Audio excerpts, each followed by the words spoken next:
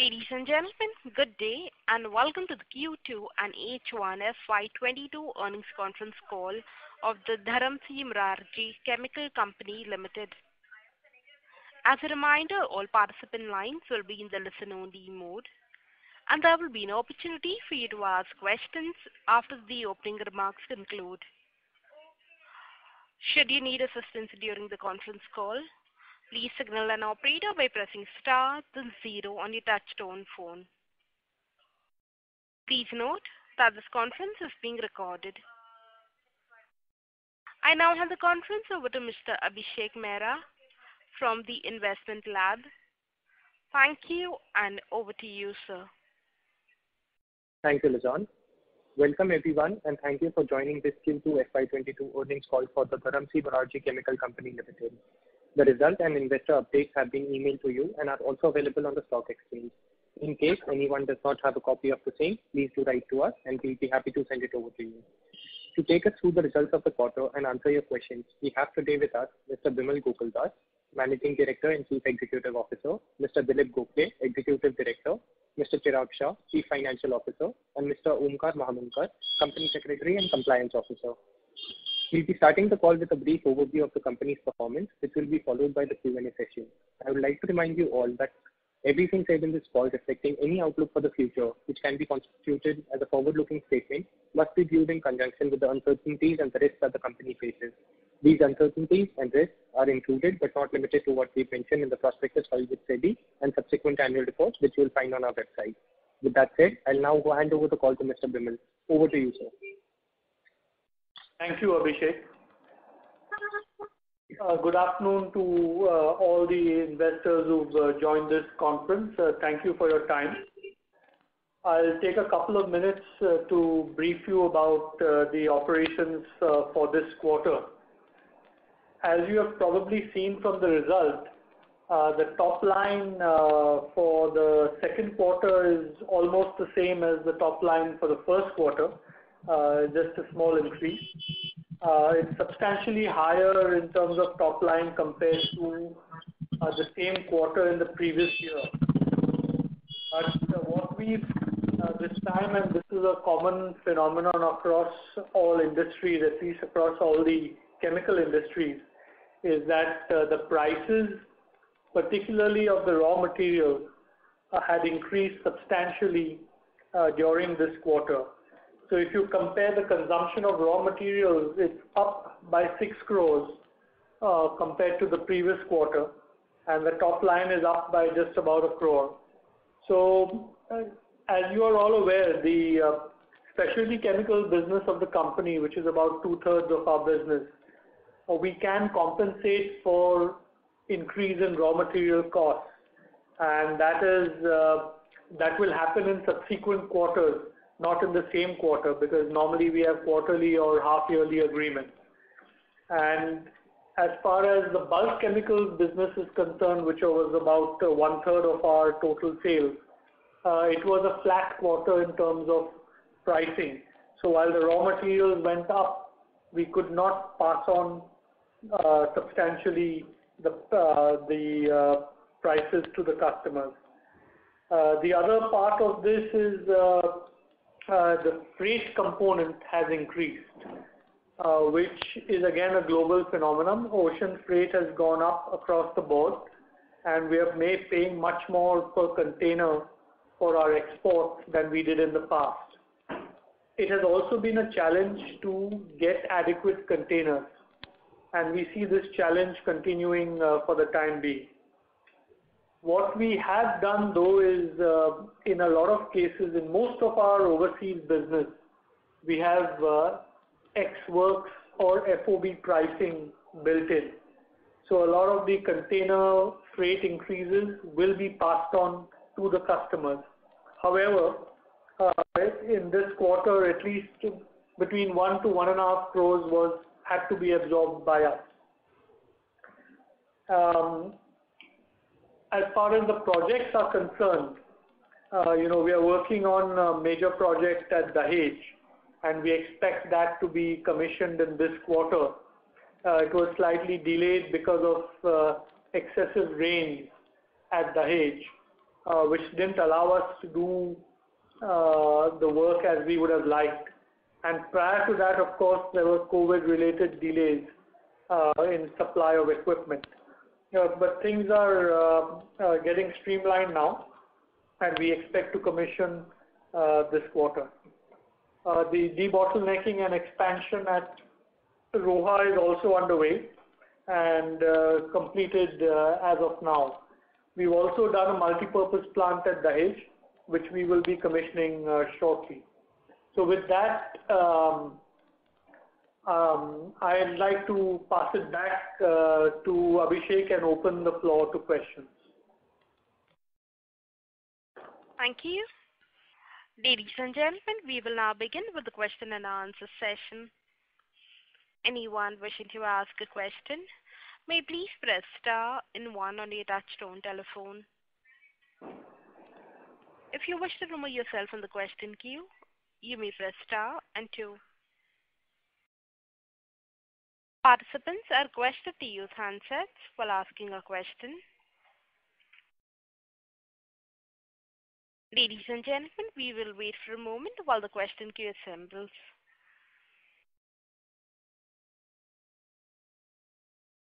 The first question is on the line of Vidya Verma, an individual investor. Please go ahead. Hello.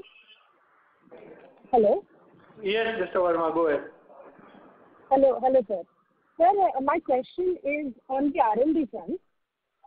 If you could help us understand how we are progressing with our R&D, because earlier we mentioned our focus on amides, fuels, and sulfones, but currently sulfones is on hold. Have we made any progress in amides and fuels? Also, are we working on any new products? If you can give some information about it, it would be really helpful. Even if you don't want to share the name, that is fine, but yeah. And also I have a follow-up question on sulfones. Are we reconsidering the sulfones CapEx? As I understand, the end user market has now started to pick up. So yeah, that is all of it. So thank you, Ms. Verma.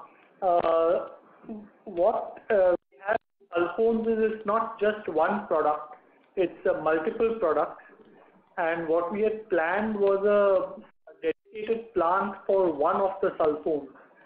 So thanks to this whole COVID slowdown last year, we decided not to progress with this, as the demand in the end applications, which was mainly thermal paper, would not have materialized, and we would be entering a very sort of a market which there would be too much competition.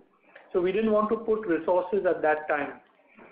Then we have, we've been investing our time and money on projects other projects at Roha and Dahej both, where we have better visibility on the end use, and we have contractual customers in place. So we've decided to progress those. Now, until our current investment cycle is over, we will not take up any additional investment. So until Q4 of this year, we don't expect to start any new projects. Just to inform you though that, the process development on the sulfones, even the one which we have held up the investment, is complete.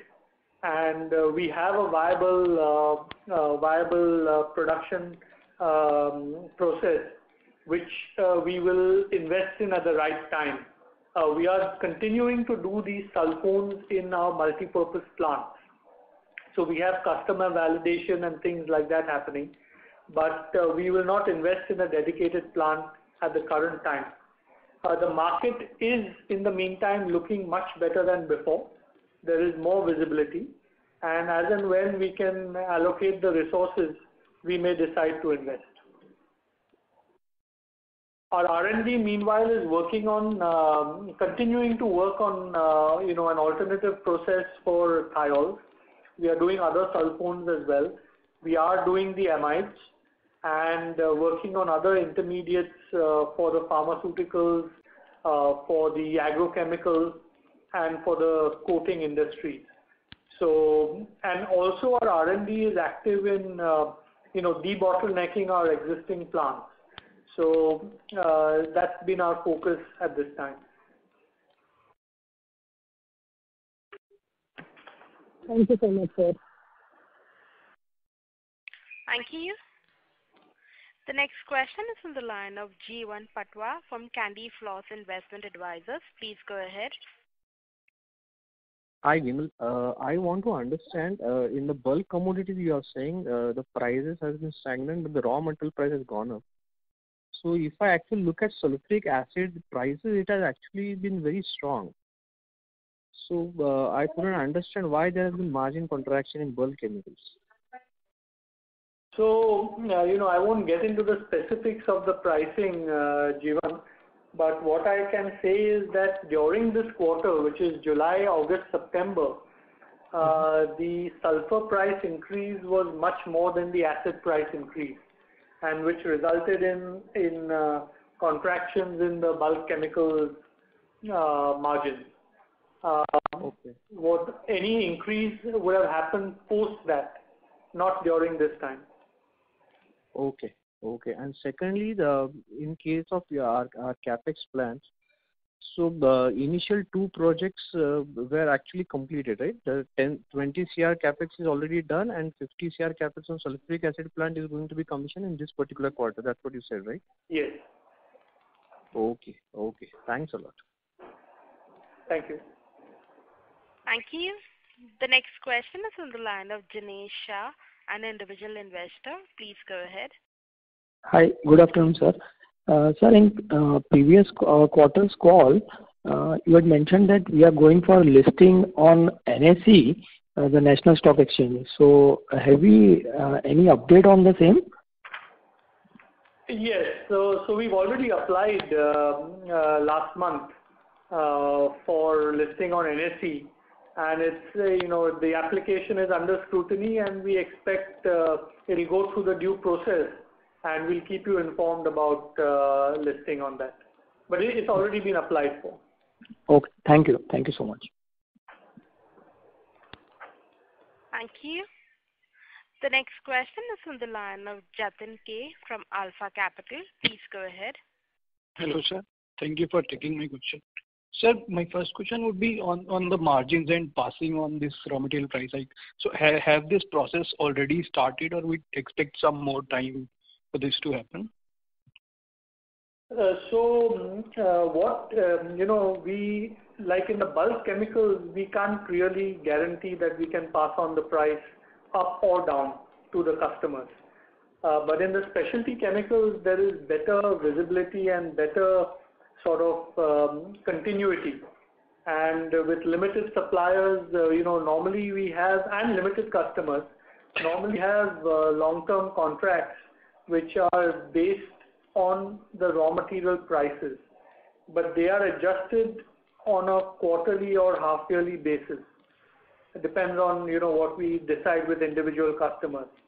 So with recent increases, like the increase during July, August, September, that would be passed on in the October to December quarter, and so on.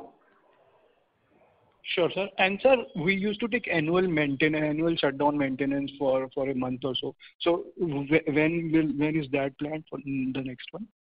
So we don't expect to have it during this financial year. Sure, sir. Thank you and all the best. Thank you. Thank you. A reminder to the participants, anyone wishing to ask a question, may please press star and 1. The next question is from the line of Dhwanil Desai from Turtle Capital. Please go ahead. Hi, sir. Good afternoon. Sir, two questions. The first one is, slightly longer term question, and maybe, requires some strategy related, input from your side. So, we are doing 30-40 crore, profit run rate, and, in last 1.5, 2 years, we've invested 80 to 100 crores on the capex. Now, as you said, that we will initiate new CapEx only after, once we stabilize this. But looking at, like 2-3 years out, when you actually start utilizing this capacity, we may be generating much higher profit. So, with that, will our incremental CapEx plan be bigger? And are we positioning in terms of product pipeline and everything to ensure that we are able to reinvest this capital and higher profit into the business? If you can throw some light on that. Sure. Your question is right, that once we start generating cash flows from this investment, we expect to have, much better in terms of our cash profit. So certainly we would be able to do more projects with less leverage. I've also mentioned that in the past calls that the current investment includes a large part of it in the bulk chemicals, which is the sulfuric acid plant at Dahej. And further on in Dahej as well as in Roha, all our investments for the next few years would be on the specialty chemical side. What we have looked at historically is focused on products which would give us a better margin than a better top line. So I'm not sure we will actually go into bigger projects, but we will certainly go into more specialty chemical projects which have a better bottom line percentage. So certainly our appetite and our ability to handle multiple investments will be better with improved cash flows, but not necessarily that we'll go for bigger products, if that was your question. No, my question was more with respect to redeployment of the higher profit, and I think probably what you are saying is that maybe you will take up multiple such projects, maybe for smaller products where you can maintain margin. Is that understanding correct? Yes. Okay. And we have enough products in the pipeline for that. Okay. Great, sir. And second question, sir, I think, is this understanding regarding this contract manufacturing capex that we have done, is our understanding correct that, this is more of a initial testing out kind of a phase, and if all goes well, there is opportunity, of course, subject to mutual agreement, to kind of scale it up and, do, much larger investment and contract for the same product or more products. Any thoughts on that? No. This is actually, the word contract manufacturing may not be exactly correct. It's manufacturing under a contractual agreement. You can probably, Abhishek, if you're listening, we just might need to adjust that. It's manufacturing under a contractual agreement. It's not typically the contract manufacturing that we would use, term that we would use. But, this is for a particular customer who would be our anchor customer, and the investment we have put in would, more than fulfill the need of this particular customer. So there's no question of further scaling on this. Okay, got it, sir. And the last question on this boron side, I think on the bulk side, we have been facing challenges on RM side for quite a while. So, any resolution on site from regulatory perspective, or you think that we'll have to live with whatever it is today? So we are taking up the matter with the Ministry of Chemicals as well, and also with the Ministry of Agriculture. At the moment, it's status quo. We haven't made any headway. So we'll see where to go. Again, we'll take a decision in a month or two. Okay, great, sir. Thanks and all the best. Thank you. Thank you. The next question is on the line of Dinesh Shah, an individual investor. Please go ahead. Yeah. Hi. Thank you for the opportunity. Sir, of lately we are reading that China market is slowing down, and whereas U.S. market is continuously growing and going up. Sir, any color on how our company has some kind of opportunity of this, and some color on the market itself? Thank you. So in general, there are supply challenges from China. You have been reading about electricity issues and other issues.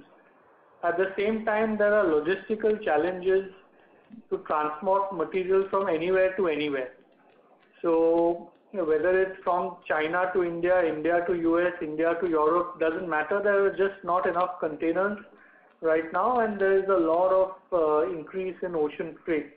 So there are different challenges.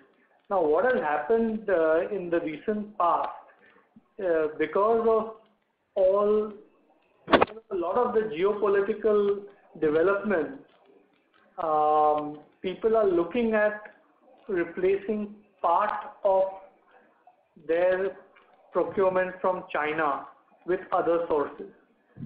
So India is a natural beneficiary of a China plus one policy, and we are seeing some direct as well as some indirect benefit of that. But at the same time, European and American companies may also like to start manufacturing backward integrated products in their own countries. So it's not necessarily that they will come to India only. They may go to other third countries, or they may bring the product manufacturing home. At the moment, there is a constraint from China. Also, not to say that the Chinese will not eliminate those constraints. They have been very good in the past at overcoming these issues. And they have huge capacities, they have huge resources. And I think if they choose to, they could probably resolve their issues in a few months' time. It's on the supply side. On the geopolitical side, it's a slightly different story. So we'll have to see how this develops. But the kind of products we are in, we have been competing against China, and in future also we will continue to do the same. Okay. Thank you very much, sir. Thank you. Thank you. A reminder to the participants, anyone wishing to ask a question, may please press star and 1.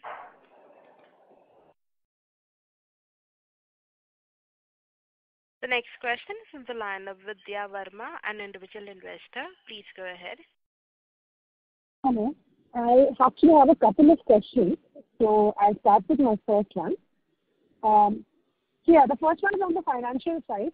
So in the last 2 quarters, our top line has moved from 50 crores a quarter to around 70. So just wanted to understand how much of this is price driven and how much of this is volume driven. So I don't have exact numbers, but I can tell you that in the specialty chemicals, there's been a growth in the volume side as well as the price side. And on the bulk chemicals, it's not been as good. There could have been a stagnant or even a slight decline. So, but a large part of, we haven't yet seen the impact of our investments yet up to the Q2 results. So most of this, or a large part of this, would be due to the price increase and not the volume increase. In specialties, there is a volume increase as well, but I'm talking about overall. Okay, thank you, sir. I have a couple. I'll just go on with the next one, actually. My next question to you, sir, is that we are basically witnessing a lot of, when we are seeing the chemical companies, we see that, that there is Sorry, We haven't been. Ms. Verma, your audio is not clear. Can you use the handset mode while speaking? Is this better? Can you hear me? Ma'am, we're able to hear you, but it's not clear. Is this better? Much better. Thank you. Yeah? Okay. I'll just go on. So yeah, as I was saying, that for this financial question, in the last 2 quarters, as we are witnessing that with a lot of chemical companies, the companies haven't been able to pass on the rising input costs to the customers, especially in this inflationary environment. So my question to you, sir, is what are we going to do as a company to overcome this challenge? What is our plan to do that? And also, will we be able to pass on the entire increase, or will there be some sort of dent in our margins, especially in the near future, especially until the operational environment does not become better? So I can't give you specific forward-looking answers to this, but what I have said in the past, is that, and which stands true today as well, is that for most of our specialty chemical business, we have contracts wherein the price of raw materials is factored in. So any increase in the price of raw materials is fully passed on to customers. Only there could be a can you hear me? Yes, sir, I can hear you. Only there could be a delay of a quarter or two, depends on whether it's a 6-monthly contract or a quarterly contract. In the bulk chemicals, which is about 1/3 of our business, there is no such formula pricing. So that is completely sort of market dependent.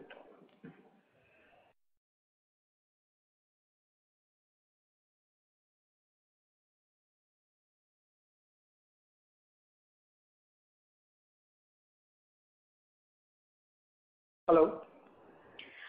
The line for the current participant has got disconnected. Okay. We'll move on to the next participant. That is from the line of Aman Vij from Astute Investment Management. Please go ahead. Good afternoon, sir. My question is related to the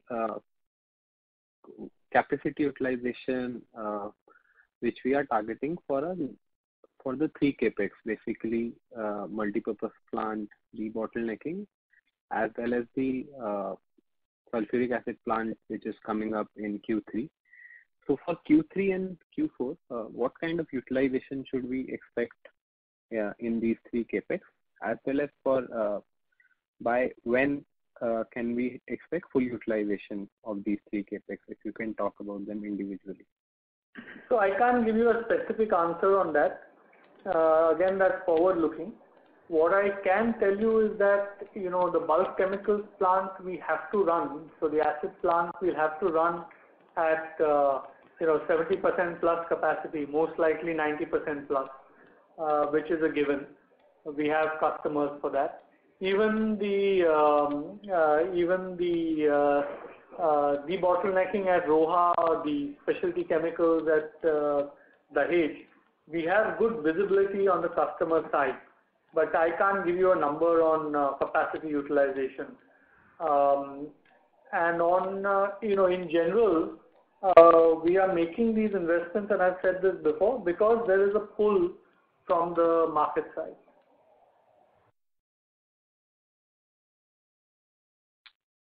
Sure, sir. And the final capex will be coming by Q4, which is that specialty part. That is still on track? Yes. Sure. And my second question is on the new product side.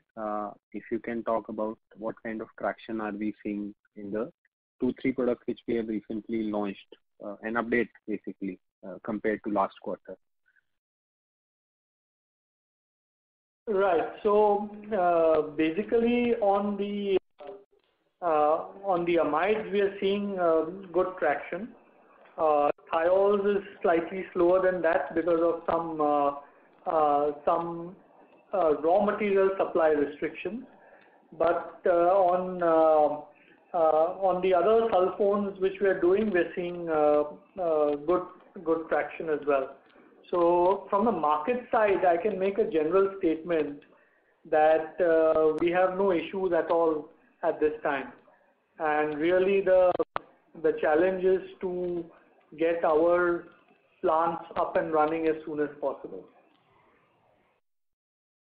Sure, sir. The final question is on the boron side. So you had roughly hinted in the last con call about a possibility that we might need to go for some raw material, boron, boric acid capex, if the situation doesn't change. So when can we expect any further update on a decision whether to go for backward integration since if the government doesn't change the rules?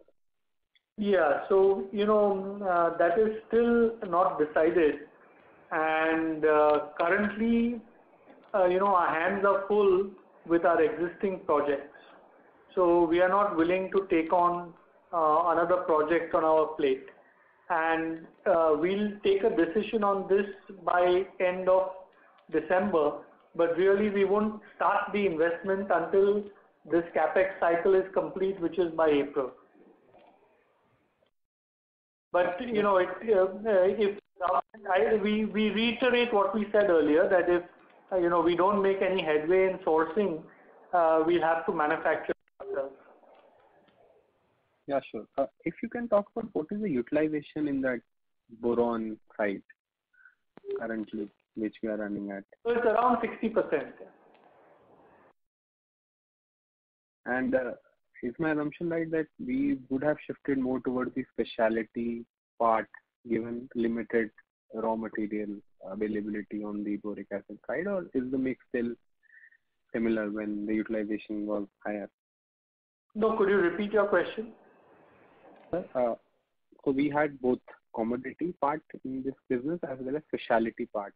So my question was, given the limited availability of raw material, is the assumption right that we would have shifted more towards the specialty part, or it's like the mix will be similar to what it was say last year in boron business specifically?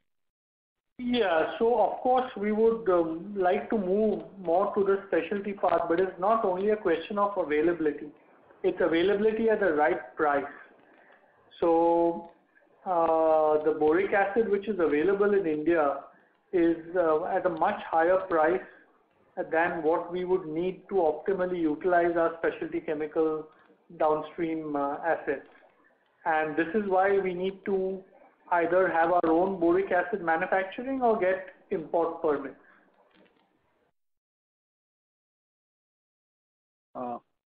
What is the quantum of increase of the Indian boric acid versus when we used to import? Sorry, say again? What is the difference in price between the imported boric acid versus what is available in India? So offhand, I don't know an exact number, but I know it's, there's more than a 30% difference. Yeah, ballpark number. Yeah, around 30% difference. Thank you for the clarification.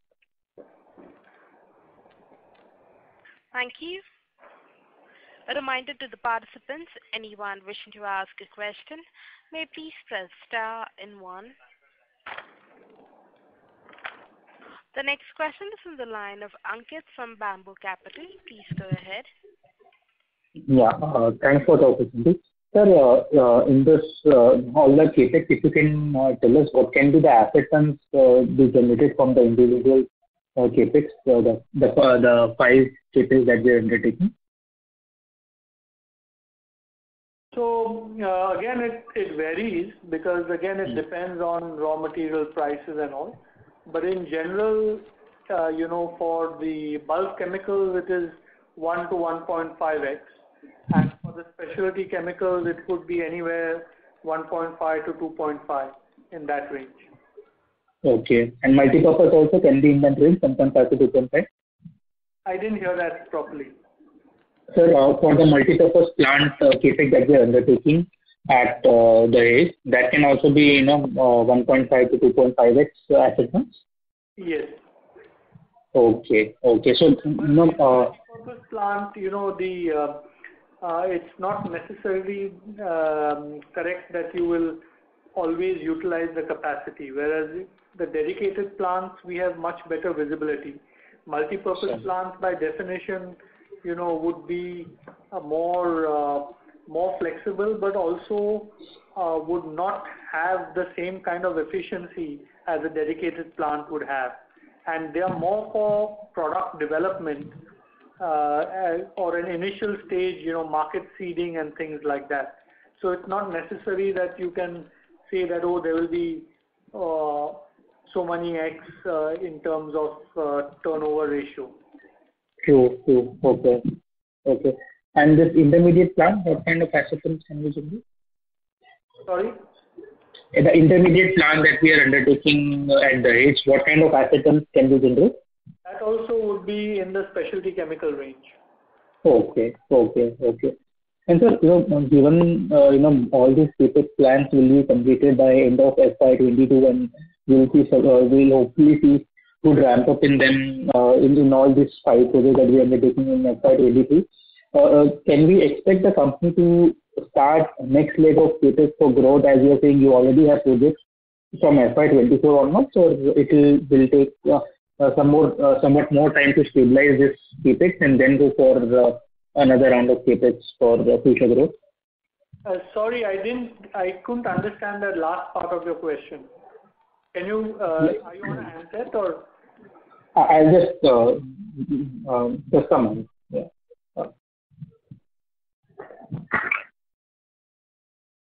Is it better now, sir? Yes. Yeah. So I was asking, all these CapEx plans will be completed by end of FY22, and most probably FY23 will see a good ramp up in all the 5 projects that we are undertaking. So, given at least for the sulfuric acid plant, the specialty chemical plant, and the ROA debottlenecking, we already seem to have decent visibility on the ramp up. So, given that, can we expect the next round of capex to be started by the company, let's say by end of FY23 or starting of FY24? Yeah, surely.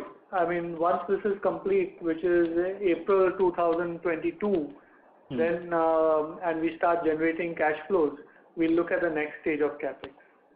Sure.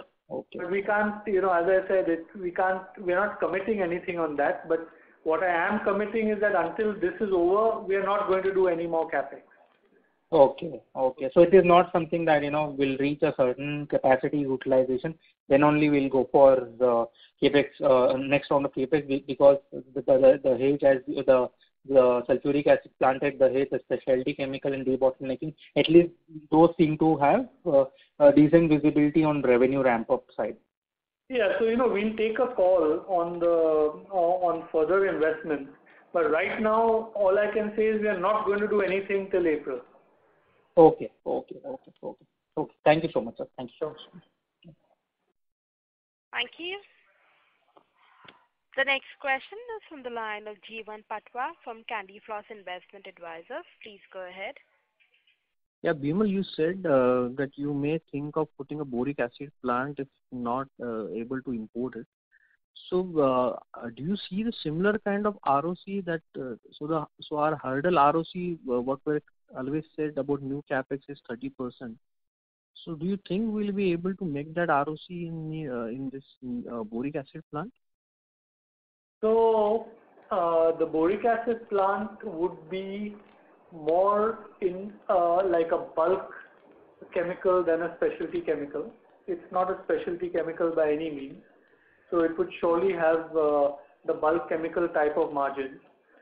But, and I also want to repeat that, we can never compete internationally on technical grade boric acid made in India, because our scale of operation is very small compared to the global competitors, and there is no availability of the raw material in India.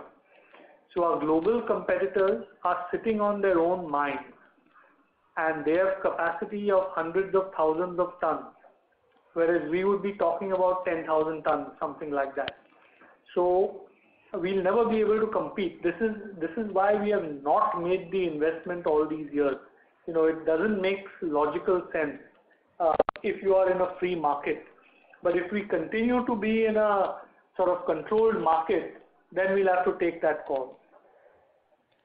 Okay, but is it like if we really think that we are not in a controlling position, does it make sense to even not look at it then, the boron business? So we'll take a call. We haven't decided yet.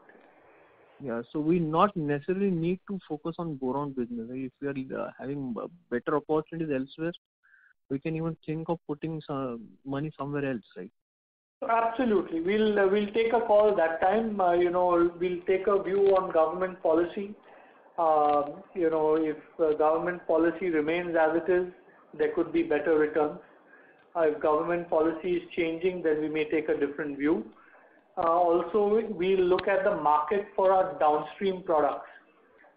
Because our downstream products capacity utilization will increase and our volumes will increase if we have our own boric acid. So that's another factor in the decision making.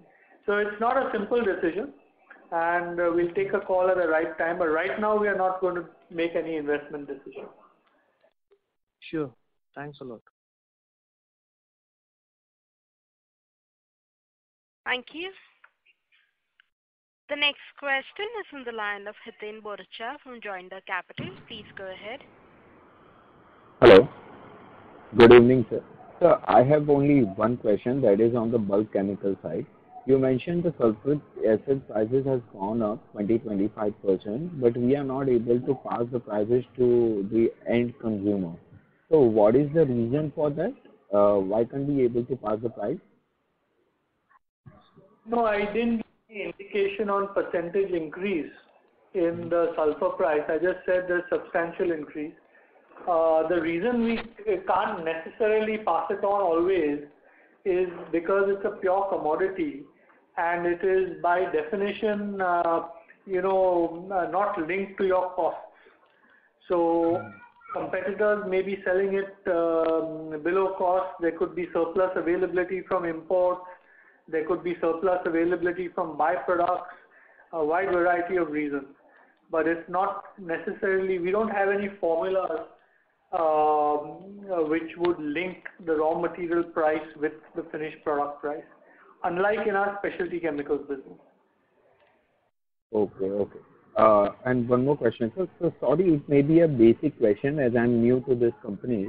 What are the end users, like what are the segments which the sulfuric acid is actually used, the major segment, end user? It goes in everything. It goes in all chemicals, from pigments to dyes to fertilizers to agrochemicals to tin plating of steel to you name it. It goes in a wide range. It's a very basic chemical which goes into every industry almost. Okay, so just to clarify, the demand is very good, but because of the commodity fact, we are not able to pass the price to the consumer. Am I correct? Yes. We may not be able to. Sometimes we may be able to. It's pure market linked. There's no predictability. Okay, sir. So just in case if we are able to pass the price, just in case, so are we looking for our margin again going up to 15-16%? That's a hypothetical question. I can't answer that. Okay, yeah. Thank you, sir. That's all from my side. Thank you.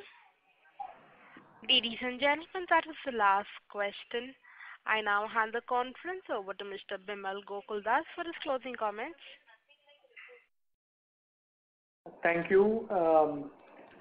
Thank you all for being present and for all your questions and for showing interest in DMCC. And thank you to the Investment Lab for setting up this as well. I trust I've been able to answer all your questions, and we'll continue doing these conferences regularly and try to keep you updated as best as possible on progress that we are making on our projects, as well as on our new products, existing products, etc. So thank you all again for your support, and with that I'm handing it back to Abhishek. Thank you. Ladies and gentlemen, on behalf of Dharamsi Murarji Chemical Company Limited, that concludes this conference call. We thank you for joining us, and you may now disconnect your lines. Thank you.